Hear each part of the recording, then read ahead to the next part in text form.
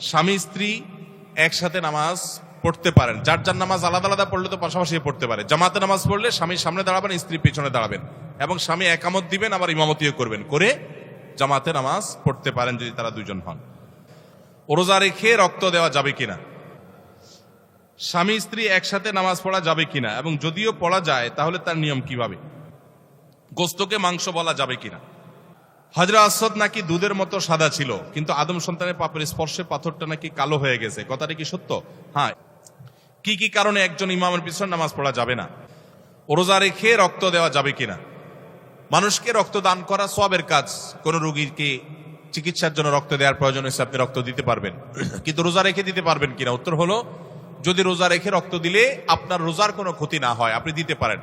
রোজার ক্ষতি না হওয়া মানে, অনেকে আছেন যে রক্ত দিলে তিনি নিজে দুর্বল হয়ে, তার শরীরে এমনি রক্ত শূন্য, রক্ত দেওয়ার ফলে দুর্বল হয়ে তার রোজাটাও বরং রাখাটা রিস্ক হয়ে যেতে পারে।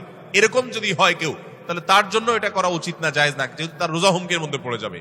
আর এরকম সচরাচর বেশিরভাগ লোক এরকম না, সুস্থ স্বাভাবিক আলহামদুলিল্লাহ, যে এক ব্যাগ রক্ত আমি দিলে আমার অসুবিধা হবে না, আমি রোজা রাখতে পারবো, তাহলে সে অবস্থায় রোজা অবস্থায় রক্ত দিলে রোজা ভঙ্গ হবে না।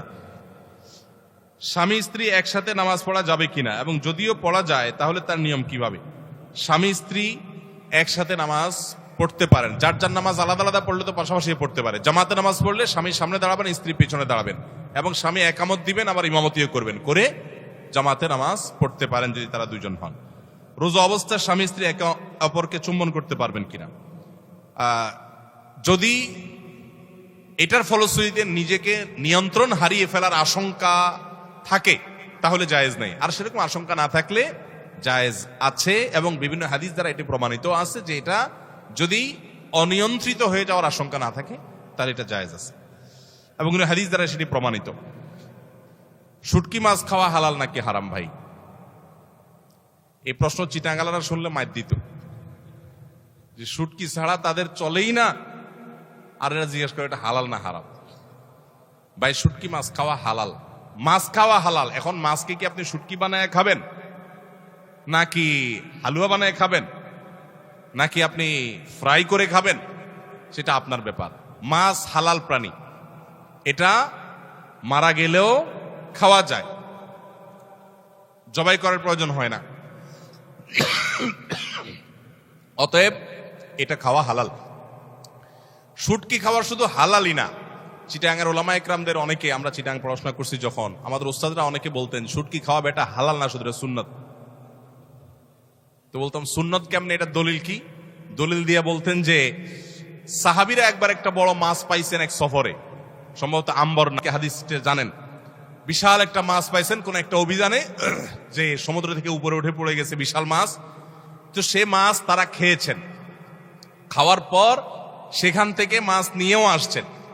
এখন সাহাবীদের মধ্যে এই মাছ দীর্ঘদিন তারা ওখানে খেয়েছেন, আবার নিয়েও আসছেন। নবী করিম সাল্লাল্লাহু আলাইহি সাল্লামকে জিজ্ঞাসা করা হলো এটা হালাল না হারাম। তো নবী করিম সাল্লাল্লাহু আলাইহি সাল্লাম সেটা খাওয়ার অনুমতি দিলেন এবং বললেন যে আর আছে কিনা। তো এখন যারা সুন্নত বলেন তারা বলেন এই মাছ সফরে পাইছে, তারা সেখান থেকে খাইছেন, ওইটা রাখছে, আবার নবী নিয়ে আসছেন মদিনাতে, নবী সাল্লাল্লাহু আলাইহি সাল্লাম সেখান থেকে আছে কিনা জানতে চাইলেন, নিলেন, খাইলেন। তাহলে এই যে মাছ সেখানে ধরা পড়ছে, এবং সফর তখন তো আর বিমানের সফর ছিল না যে কয়েক ঘন্টা চলে আসছে, আসতে সময় লাগছে, এগুলা কেমনে হয়েছে? নিশ্চয়ই শুটকি বানায় আনছে। এই দলিল দিয়া, যদি এই দলিল কোনো যৌক্তিক না, কিন্তু এটা ঠিক যে শুটকি খাওয়া কি হালাল, এই দলিল কোনো শক্তিশালী দলিল না যে এর মাধ্যমে শুটকি প্রমাণিত হয় যে নবী সাল্লাল্লাহু আলাইহি ওয়াসাল্লাম শুটকি খেয়েছেন। এটা বিভিন্নভাবে হতে পারে, লবণ দিয়ে রাখা হতে পারে, তারপরে যা মরুভূমি এলাকাতে এমনি জিনিসপত্র একটু দেরিতে পৌঁছে সেভাবে হতে পারে, আরো নানাভাবে হতে পারে, আবার শুটকিও হতে পারে, আল্লাহু আলাম। বাকি শুটকি খাওয়া যে হালাল এতে কোনো সন্দেহ, আপনার যদি রুচি না কুলায়, গন্ধ লাগে আপনার কাছে, আপনি না খেলেন। অনেক জিজ্ঞেস করে বট খাওয়া হালাল কিনা, ওই যে গরুর বুড়ি, এটা খাওয়া হালাল, সেটা আপনার রুচির ব্যাপার, আপনি খেতে মনে চাইলে খেতে পারেন।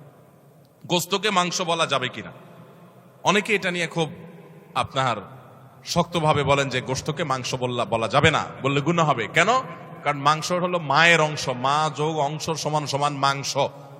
হিন্দুরা গরুকে মায়ের অংশ মনে করে, সেজন্য তারা তাকে মা বলে, এই জন্য ওই গরুর গোস্তকে মাংস বলা হয় মায়ের অংশ থেকে। আমরা তো সেটা মনে করি না, অতএব আমরা মাংস বললে গুনাহ হবে, এগুলা সঠিক কথা না। গোস্তকে মাংস বললে কোনো অসুবিধা নাই, কারণ প্রথমত অংশ তালিব্যস দিয়ে রেখেন না, আর মাংস লিখলে মহাকার অনুস্বকার তালিব্যস না দন্তস, তাহলে এটা অংশ থেকে হইলে কিভাবে বোঝা গেল? আর দ্বিতীয় কথা হলো, মায়ের অংশ তো হিন্দুরা গরুকে মনে করে, ছাগলকে তো মায়ের অংশ মনে করে না, মুরগির তো আর মনে করে না। তো আমরা তো ছাগলের মাংস বলি, মুরগির মাংস বলি। আর এটা অথেন্টিক কোন সোর্স থেকে প্রমাণিত নয় যে সেখান থেকেই মাংস এবং সে উদ্দেশ্যেই মাংস বলা হয়, বিদায় গোশতকে মাংস বললে কোনো অসুবিধা নাই। হযরত আসওয়াদ নাকি দুধের মতো সাদা ছিল, কিন্তু আদম সন্তানের পাপের স্পর্শে পাথরটা নাকি কালো হয়ে গেছে, কথাটা কি সত্য? হ্যাঁ, এ মর্মে হাদিস আছে, এটি জান্নাত থেকে আসা পাথর এবং এটি বনি আদমের যে পাপ সেগুলোকে মোচন করেছে, করতে করতে সেটা কালো পর্যন্ত হয়ে গেছে, এরকম একটি রওয়ায়াত আছে। কি কি কারণে একজন ইমামের পিছনে নামাজ পড়া যাবে না?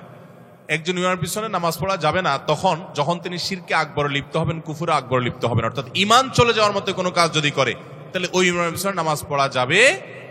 ধরুন তিনি কোনো মাজারে সিজদা করেন, মাজারে তিনি শিরকে আকবরে লিপ্ত হন, আল্লাহর প্রতি অবিশ্বাস হয়, কুফুরি হয়, এরকম কোনো কিছুতে লিপ্ত হন, তিনি নিজে কুফুরি কালামের সাথে, কুফুরের সাথে জড়িত, কুফুর আকবরের সাথে জড়িত, তাহলে সেক্ষেত্রে তিনি ইসলামদের গণ্ডি থেকে খারিজ।